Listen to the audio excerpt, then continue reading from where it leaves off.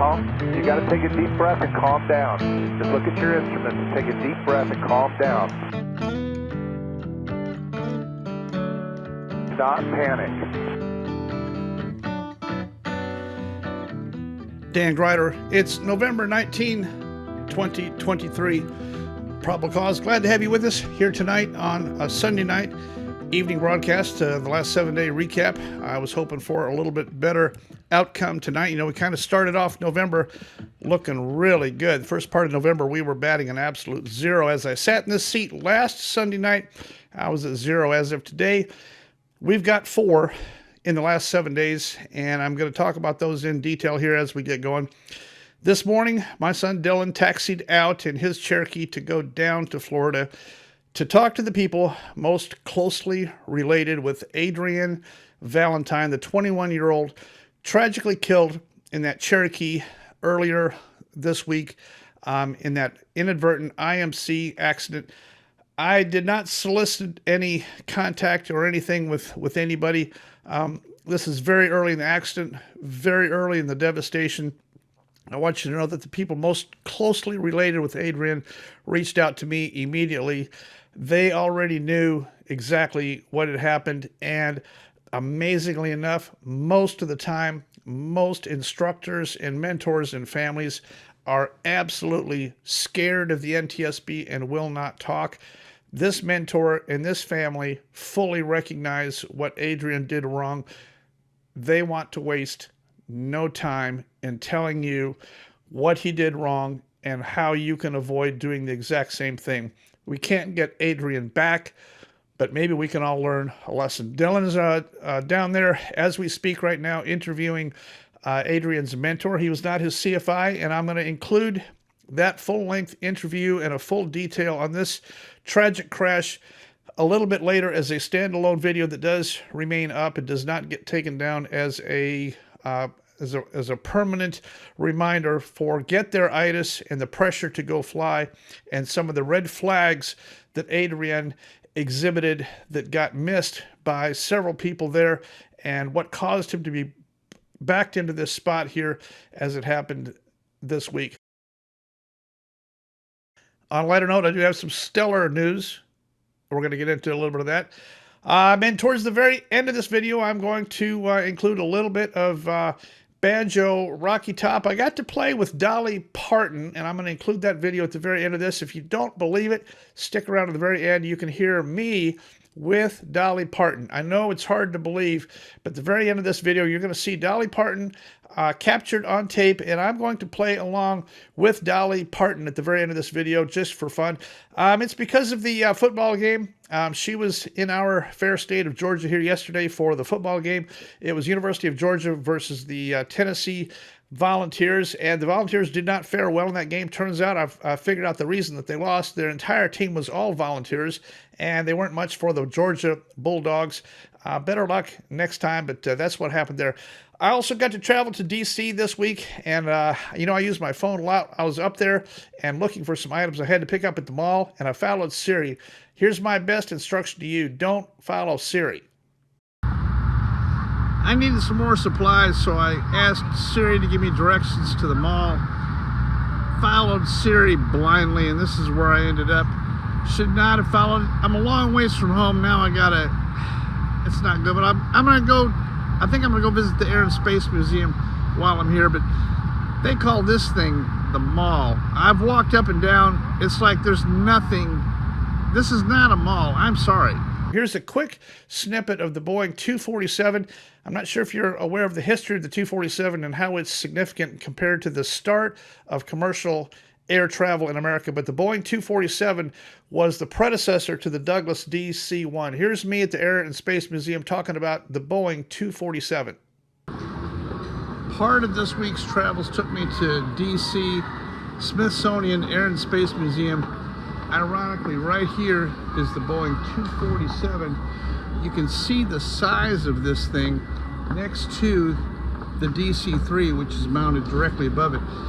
This United Boeing 247 is what caused the DC-3 to get started when United and Boeing decided that they were going to produce this airplane and not let them go to any other carriers.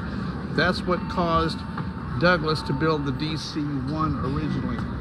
This Boeing 247 is only one of about 6 left in America. This DC-3 hanging from the ceiling in the Smithsonian is exactly 1 serial number off of mine. Wow, down here at the Smithsonian National Air and Space Museum, downtown DC, I just discovered a crazy good book here. Check this out on the shelf here. They've got Douglas DC-3 stuff like right here. This is a good book.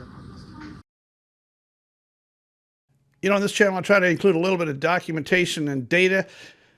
This data provided by my DTSB data analyst, Landon, down in Florida, that put this together for me. He does a lot of work on data for me and assembles this stuff, but I'm going to jump to the graphic here and show it to you here. DTSB presents a 20-year summary and goals. So this is what we're talking about, and I want to show you this data here. This is year 2023, and if you notice, I've got this broken down by the month, the number of fatals per month, the running total, and the running average. My goal is to get it down below 14 and eventually 13, but here we are in November. So far, we've only had 4, and look at the fatals per month that we've had. 13, 5, 14, 13, 18. As it sits right now, we're at 14.4 as it sits right now. If we finish up the month of November with only 11 fatals per month, and if we finish up the month of December with only 10, we will hit exactly 14.0 fatals per month for 2023. Well, how is that significant? Let's take a look at the years starting with the year 2000. We had some horrendous data in the past. Look at the year 2000, 318 fatals, or 26.5 fatals per month.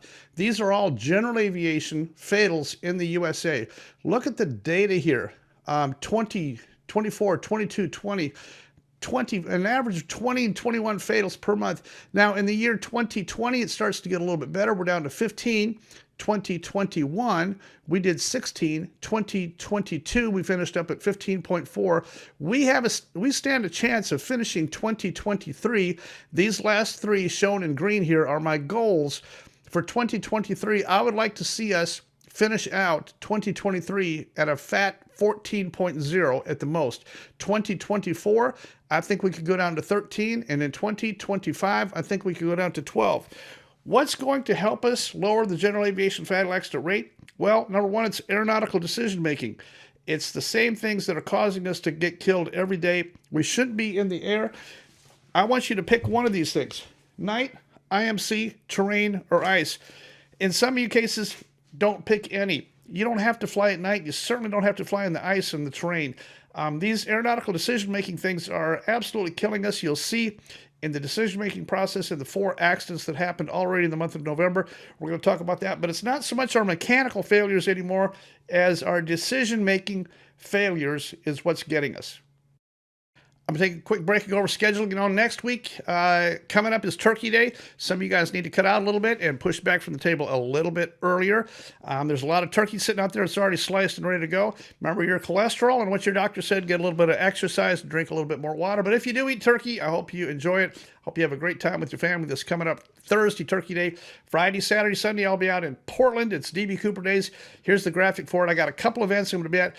Friday night and Saturday night, we're doing a free, open to the public meet and greet. There's nothing official going on. Here's the graphic for it. Show up out there and eat dinner with us, hang around with us. I'll be there from about 5 p.m. till close both nights. And then Saturday morning at the Pearson Air Museum in Vancouver, just on the other side of the river.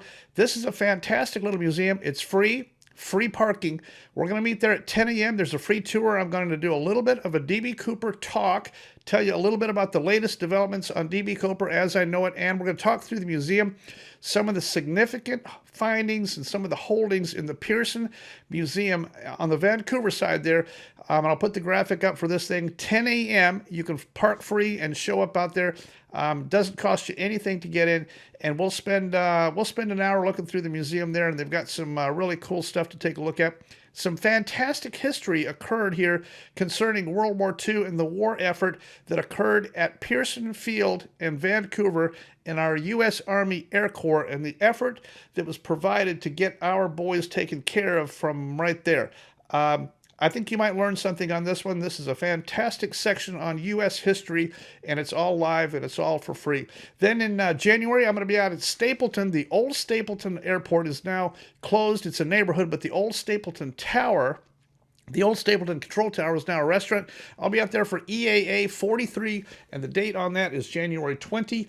EAA 43. Then in February, I'll be in Nebraska. I'm the keynote speaker at the NATA convention. That's basically a crop duster convention out there in Nebraska. February 20. It's a 3-day event there. Here's the website for that. I think anybody can attend if you want to, and we'll be out there for that. So that's November, December, January, and February. If you got any place you would like for me to be in March or April, I'm kind of open. All my travel is free. I don't ever charge to go any place or do anything. If you can afford a free meal for me, that would be totally great. But that's not even required. I take care of my own travel, my own expense, and my own food and all that kind of stuff. And I appreciate you inviting me to speak at some of your EAA chapters. I'm always talking about AQP and lowering the general aviation fatal accident rate. You know, the FAA just got confirmed. The new boss, Senate confirmed, Congress, whoever does it on Capitol Hill here. Here's a picture of Capitol Hill. I was just there. Michael G. Whitaker, private pilot, is now the boss at the FAA. I've listened to a little bit of what he has to say. I'm more encouraged over him than I've been over some of the previous candidates that they have paraded in front of Congress for approval. He's at least got a common sense head on his shoulders. He's not much of a pilot. He is a private pilot. I can't tell from his certificate. He's not instrument rated. He has very little experience. He's already wrecked an airplane. I found that interview, his very, very first cross country as a private pilot from a few years ago. Over a 4-hour trip, came in at night. It was gusty. He did several go-arounds and eventually forced the airplane onto the runway and bent the prop, and he's off to the races on all that kind of stuff. Here's a short clip from Michael Whitaker's interview. Mr. Whitaker, if you're confirmed, I look forward to working with you to implement the upcoming FAA reauthorization and address the many challenges facing the aviation industry today. Thank you. I yield back. Thank you, sir. Senator Welch. Thank you. And I've been to hearings that have been a little rougher on the person in your chair than this one. And I think it's a testament to your qualifications, and I'm delighted of the reception you're getting, but I think it reflects your experience. Just a couple of things. Senator Bubb was asking about your private pilot's license, and that was a concern that the committee had with some of the prior nominees, that they weren't a pilot, and I think you answered that. Well, after I received my license, you know, there's always the question, what do you do with it once you get it? Because you've gone through all this structured training. So soon after I had my certificate, I made a cross-country trip from my local airport all the way up to New England, where I call home. And it was quite a long flight. It was about a 4-hour flight. I did it in 2 legs coming up to Lebanon, New Hampshire, and then 1 leg going back into such a stiff headwind that I would look down and see cars passing me on the interstate below. So I had to make a fuel stop on the way back. It was about a 4.5-hour flight and pretty gusty winds. And I would say, in retrospect, I was a bit over my head in that type of a trip at that point. But coming back through the airspace and making a landing at Freeway, I ended up doing a go-around as I came in a little bit fast and high, and executed a go-around, and second time came around and again a little bit fast and high, but decided it was time to put it on the runway. And you know, that's what I did, including the prop. So had a little porpoising episode down the runway, hit the prop, and fortunately nobody was hurt except for the airplane. Taxied off to the side of the runway and had it towed into the hangar. So what Michael's going to be up against here is, it's not his fault, but boy, he's got a tough row to hoe. All the incidents, we are primed and ready for an American Tenerife on American soil. There's no doubt about it. It's already been so many times. There's been so many close calls. FAA just finished a conference here. FAA taking immediate action to implement improvements to ATC safety. It's an almost impossible task for Michael Whitaker to step in and try to fix Johnny-come-lately. it's already too late. The writing is already on the wall. It's just a question of where and when it's going to happen. There's definitely going to be two airplanes collide, either on the ground or in the air. I don't see how we can get out of it at this point. I want to call attention to the VAS Aviation. They did this nice video. VAS has got a YouTube channel. There's several YouTube channels out there now getting ATC live feeds, live audios, and putting them together and streaming them. That means that you ATC guys out there, if you want to have an attitude and be unprofessional, it's going public. Your name, your picture, all that stuff's going out on the air, and you can see exactly what happened. VAS did a video on this thing, and it kind of almost went viral here. Lots and lots of comments on the handling of this NorCal approach controller for the Lufthansa guy. Honestly, in all my years of flying, I've never heard a controller ask me if I'm going to be able to maintain visual separation with another airplane at some point in the future. Here's what he asked. As a 458 Heavy, just for my planning purposes and the final controller's planning purposes, can you maintain visual separation with the aircraft at night? I just don't understand why everybody else is taking. My company forbids visual separation at night. So what is the problem here? Tom's at 458 Heavy. I can't have this conversation with you. You either need to divert to Oakland or you can continue to hold. It's up to you, sir. Okay, you promised me 10 minutes. That ran out 4 minutes ago. So how many more minutes? Conversation is over. Lufthansa 458 Heavy, stand by. The whole thing went downhill from there, and finally when Lufthansa said, hey, I've been out here flying around an extra 10 or 15 minutes. You promised me 10 minutes, 15 minutes ago. Still no information. I'm starting to run low on fuel. The controller comes back with, this conversation is over, or something to that effect. I don't get it. I don't like it. And the whole thing, and it's not a standalone incident. It's just one of the many that have already occurred, and in the next 30 days, you're going to see a whole bunch more. It's just a matter of when two airplanes get together in the air or on the ground, and it is not going to be good. I don't know that there's anything that we can do about it right now except slow up the rate and offer less airplanes in the sky at the same time is about the only thing that we could temporarily do. That would hinder revenue, that would hinder business, that would hinder travel, and that would hinder schedules to do it. I think it's probably almost worth it if we slow down, take a breath, and put less airplanes in the air at these places that can't handle peak arrival rates constantly with inexperienced controllers and mad, upset, angry controllers and all this fighting going on the air. It's not good. I'm going to jump in here next and talk about the November fatals. These are the general aviation fatals, 4 of them so far. Here they are on your screen. Number 1 is the IMC accident. Adrian Valentine, 21 years old. This happened on the 14th, 2:09 p.m. And I can tell you, they called me while this airplane was still in the air.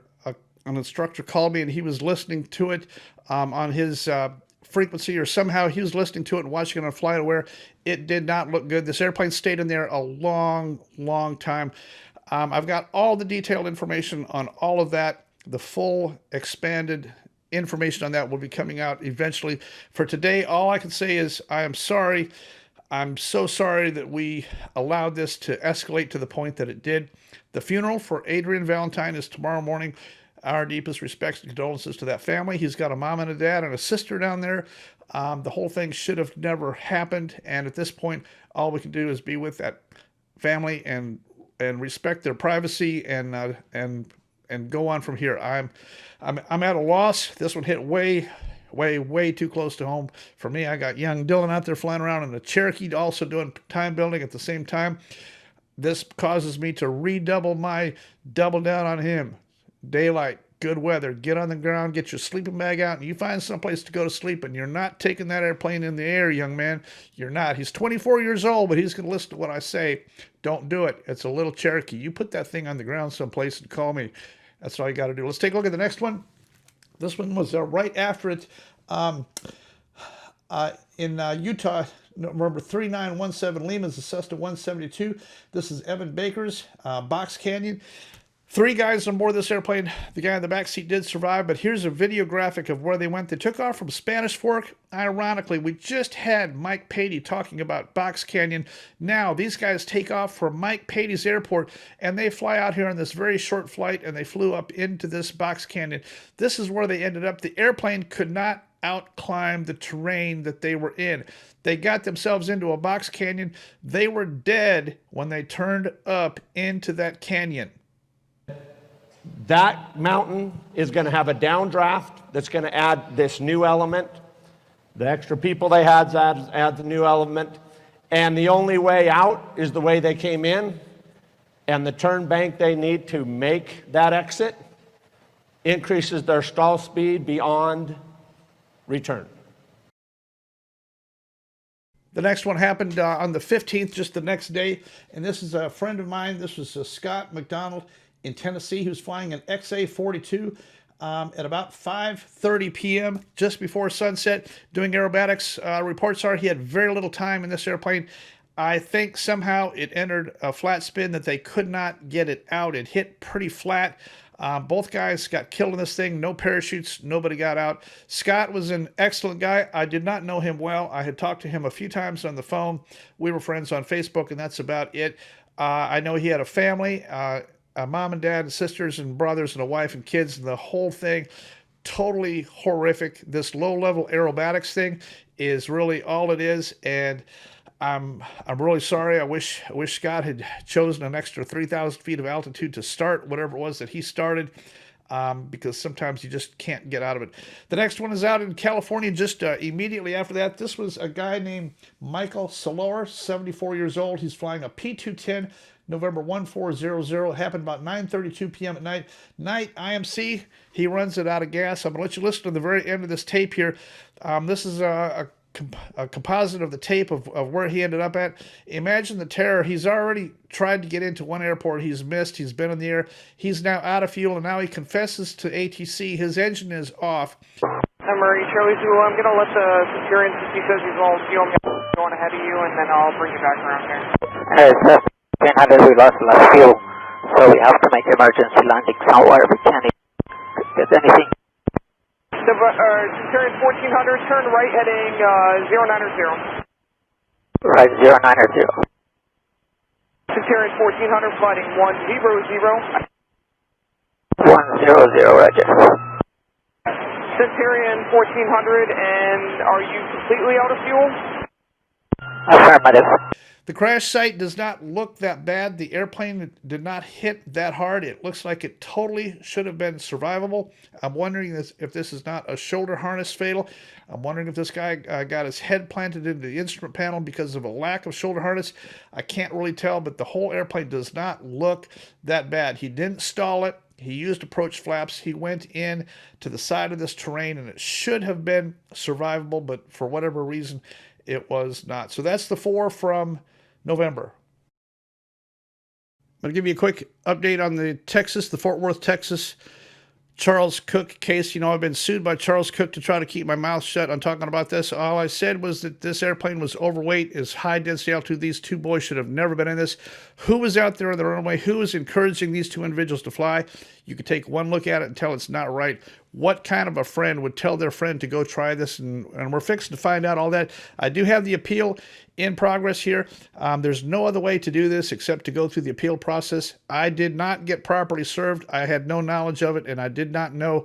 And this whole thing is going to go through the appeal process. They're going to get this thing overturned. It's going to be very expensive to do that. I appreciate your support. Here's the GoFundMe for this that I'm going to show every week. I'm going to show the GoFundMe. I asked for 10. It's already got $14,000 in there, and it's going to keep on climbing.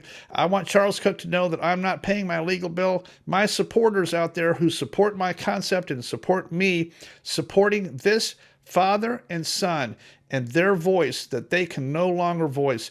I'm doing this for them. I don't have $1 million. I don't have anything to lose.